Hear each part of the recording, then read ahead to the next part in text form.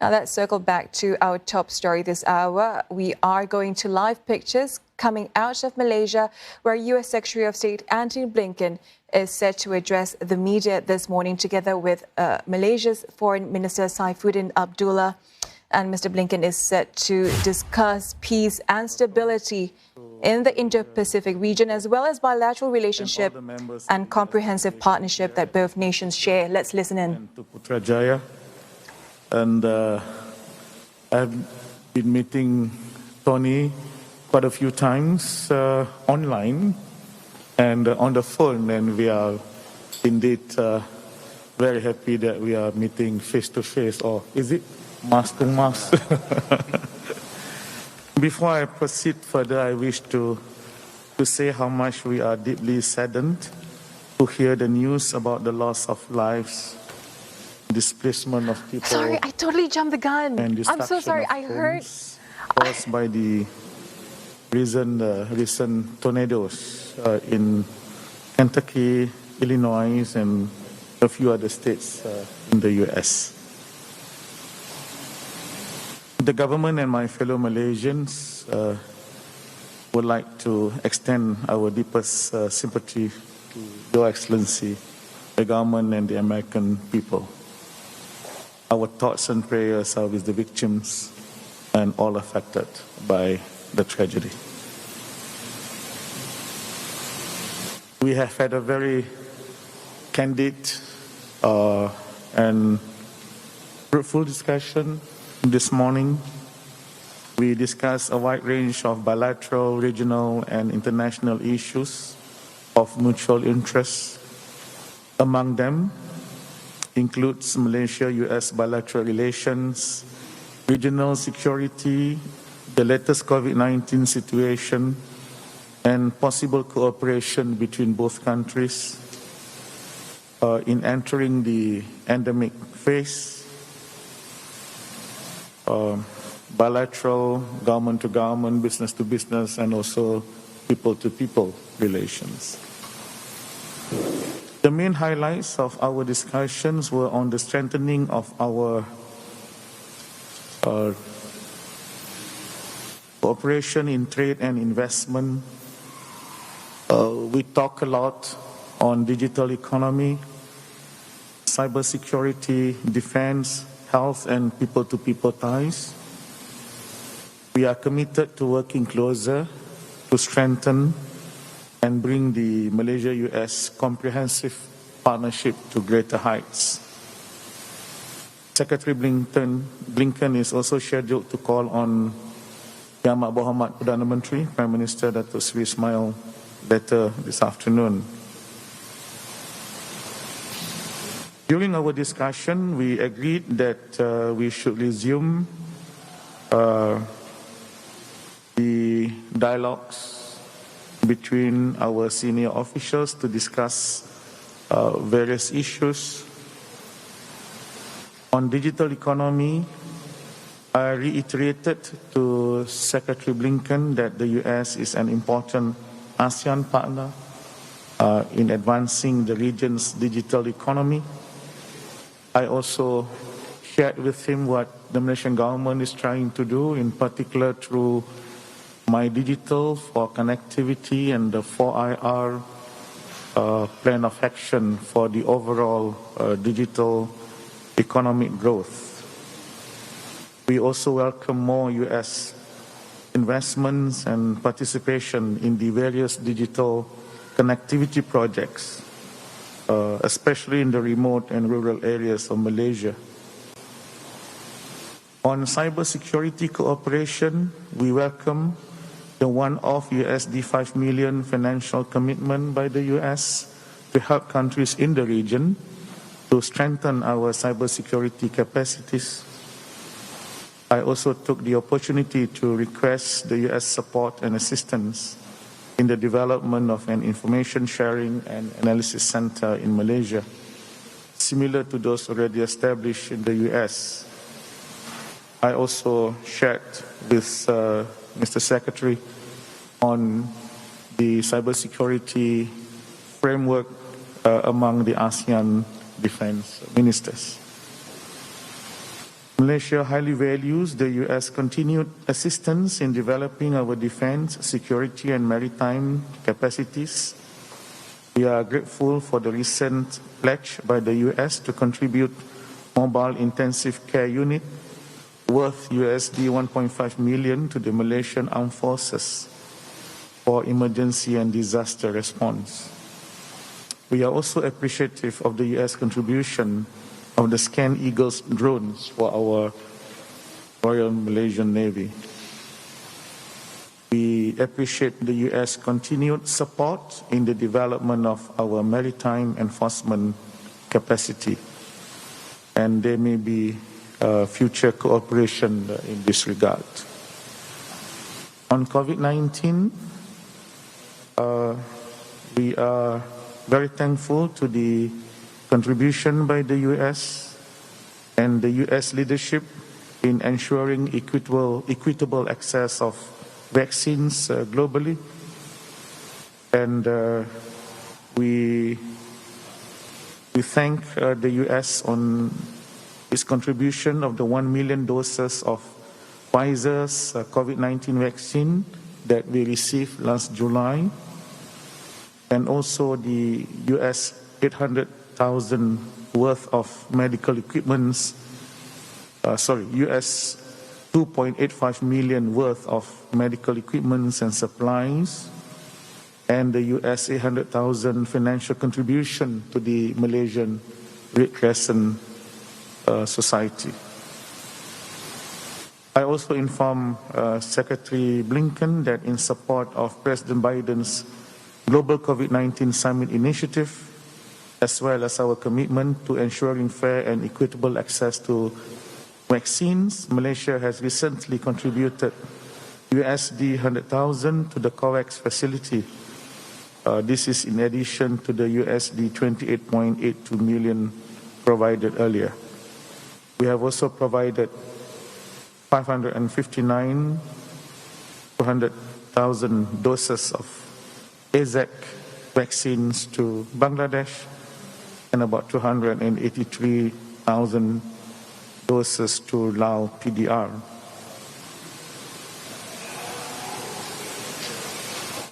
We also welcome and very appreciative of the strong people-to-people exchanges, including the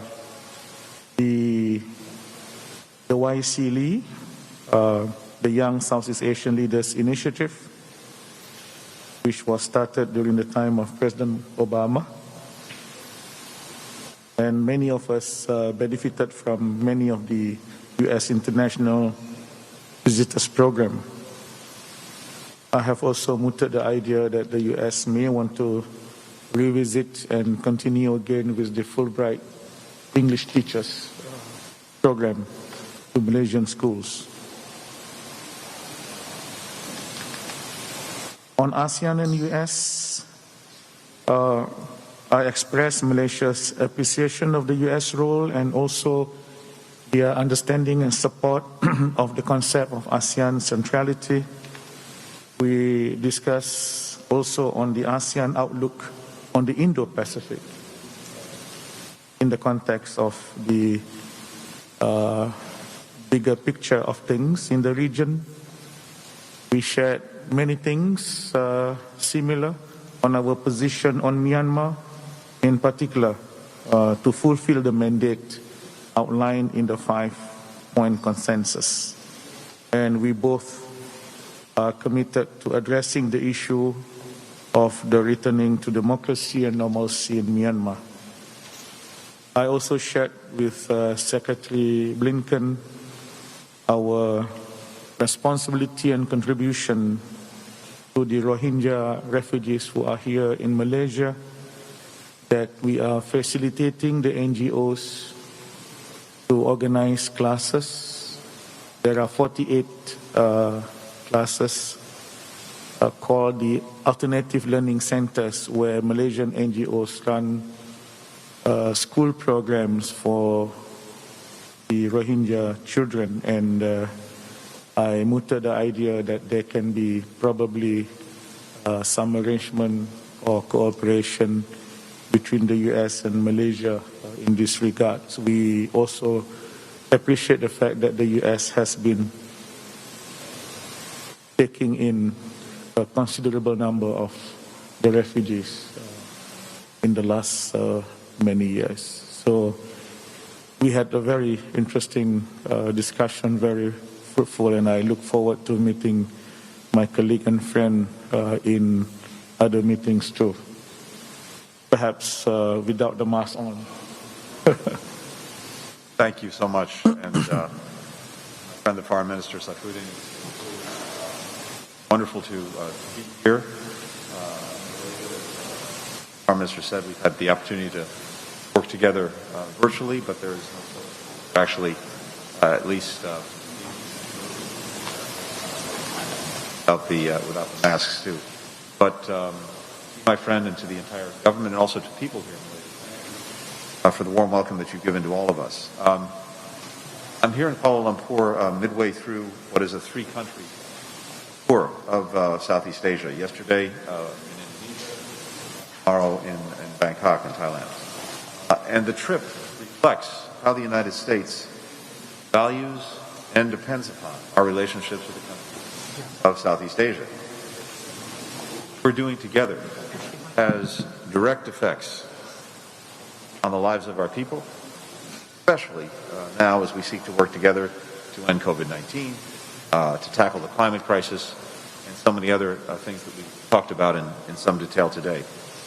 More broadly, across all of our foreign policy priorities, partnerships like the one that we have with Malaysia are critical.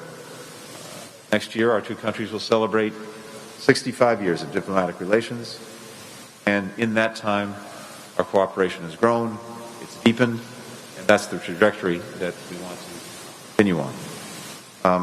As I had a chance to underscore yesterday in speaking in Jakarta, the United States is committed to working with Malaysia, with countries throughout Southeast Asia, to advance our vision for a free, open, interconnected, prosperous, resilient, and secure Indo-Pacific.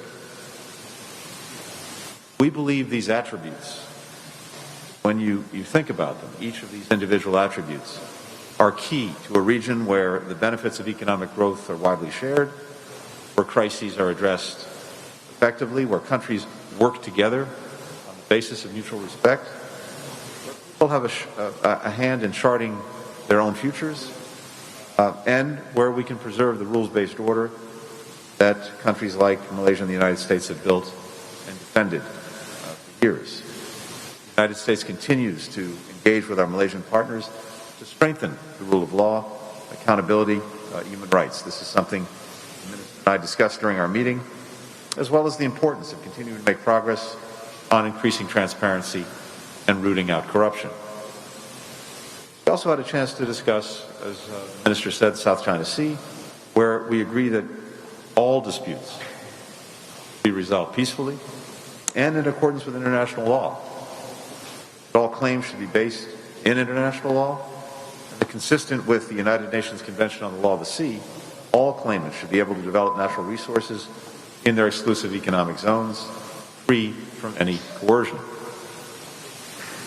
The United States' approach in the region shares the principles of the ASEAN outlook on the Indo-Pacific.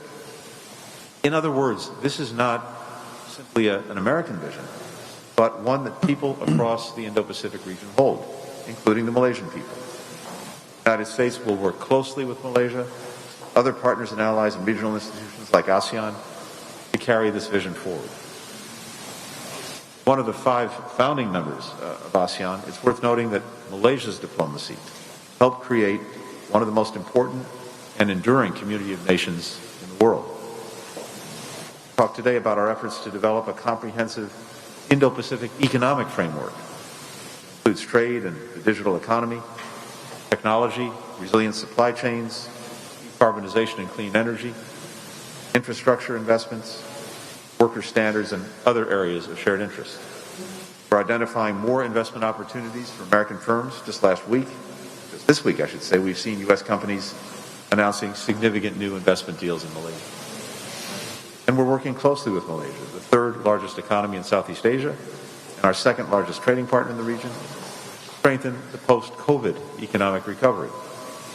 The United States is the second largest foreign investor here in Malaysia, especially in the electronics sector, where Malaysia has achieved impressive export growth even during COVID. It plays a pivotal role supporting resilient global supply chains. We'll also seek to strengthen semiconductor supply chains together, including with the Malaysian and private sectors, the focus of the recent visit by our Commerce Secretary, Gina Raimondo. Later today, I'll have a chance to meet with representatives from Malaysia's energy sector to talk about a new program through which the United States will help raise private sector investment in Malaysia's clean energy transition. The world's third largest producer of solar energy cells, and as a country, signed the COP26 Global Methane Pledge and the Deforestation Pledge. Malaysia is showing real leadership on the climate crisis.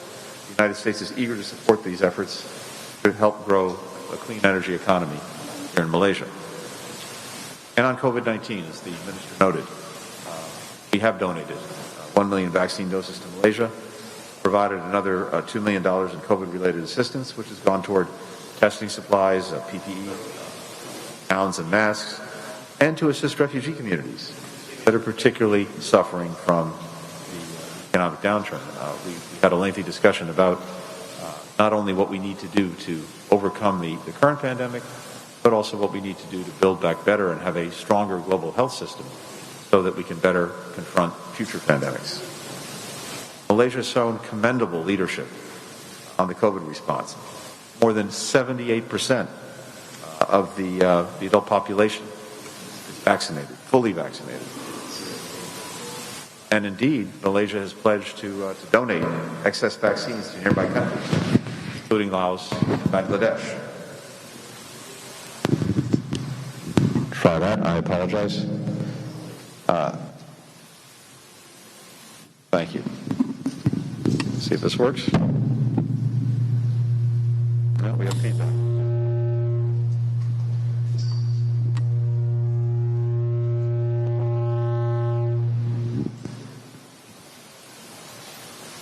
All right, let's try this.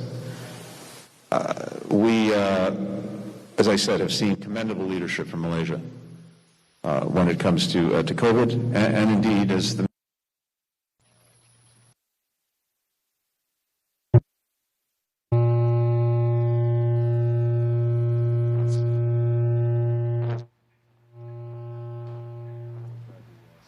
We're experiencing some audio connection issues there coming out of Malaysia, but we were just listening to U.S. Secretary of State Antony Blinken addressing the media together with Malaysia's Foreign Minister Saifuddin Abdullah.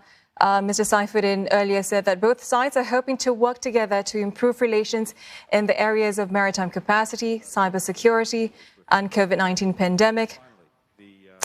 And it seems that the connection is better now. Let's listen in again. Between Malaysia and the United States are a source of tremendous pride and strength both of our countries. So I was taught a Malay word recently, muhiba, which I'm told translates roughly as people of multiple cultures coming together in a spirit of peace, tolerance, and understanding. That's a powerful national value. Malaysia, and it's something that the United States understands as well. We're proud that thousands of Malaysians are alumni of the exchange programs, and indeed, my friend, the foreign minister, participated in one of our international visitor programs some time ago. This is a source of tremendous connectivity between cultures, between countries, and one that we want to continue to deepen. In fact, later today, I'm going to spend some time with members of the Young Southeast Asian Leaders Initiative, YSEALI, that President Obama launched in 2013. Since then, we've had 150,000 young people across Southeast Asia join the YSEALI network, and that includes 10,000 young people here in Malaysia. Their energy, their creativity, their dedication to doing all they can to serve their communities, to serve their countries, to serve the world is deeply inspiring. And I'm looking forward to hearing from them how the United States can continue to support their aspirations. My friend, thank you again for a very already productive visit to Kuala Lumpur. Look forward to continuing our work together and to taking any questions. Thank you.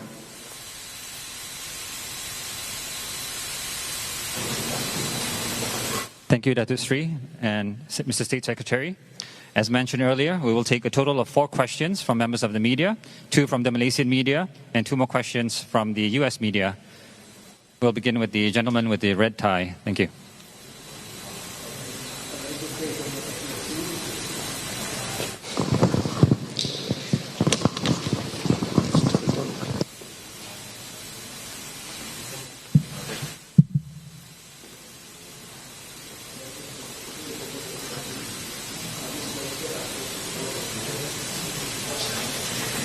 Can't hear you. Yeah. You can use the mic. Yeah.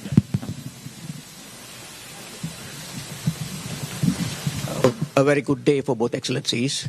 This question I'm posing to both of you. This is about how can US and Malaysia work together in vaccine development and in pandemic management. I think both countries have got strengths in these areas, so how we can just coordinate and work together. That's all, excellencies. Thank you very much.